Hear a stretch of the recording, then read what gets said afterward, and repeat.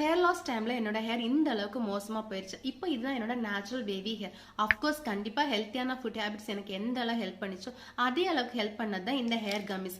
இந்த hair gummies எந்த பிராண்ட்லன்னு உங்களுக்கு ஈஸியா புரியணும்னா உங்களுக்கு எல்லாருக்கும் இந்த ரோலான் கண்டிப்பா தெரிஞ்சுக்கும். இந்த ஹேர் சீரம் ரோலான் வந்து பாடி வைஸ் பிராண்ட்ல இருந்து சேம் பிராண்ட்ல இருக்கிற ஹேர் கம்மிஸ் தான் நான் எடுத்துட்டு இருக்கேன். இந்த ஹேர் கம்மிஸ்ல பாத்தீங்கன்னா biotin, Singh and multi vitamins இருக்கு. பயோட்டின் உங்க எல்லாருக்குமே கண்டிப்பா தெரிஞ்சிருக்கும், உங்க ஹேரை வந்து ஸ்ட்ரென்தன் பண்ணுது. ஸோ இந்த கம்மிஸை நீங்க எப்படி எடுத்துக்கணும்? மீல்ஸ்க்கு அப்புறம் மத்தியானம் சாப்பிட்டதுக்கு அப்புறமா நீங்க இந்த ஹேர் கம்மிஸை டெய்லி ஒன்று மட்டும் நீங்க சாப்பிட்டு வந்தாலே போதும்.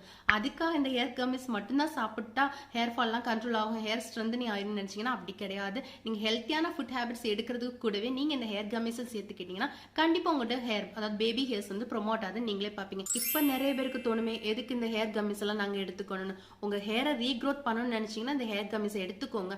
அப்படி எடுக்கணும்னு நினைக்கிறவங்களுக்கு ப்ராடக்டோட லிங்க் வேணும்னா லிங்க்னு கமெண்ட் பண்ணுங்க, லிங்க் உங்க டிஎம்ல இருக்கும்.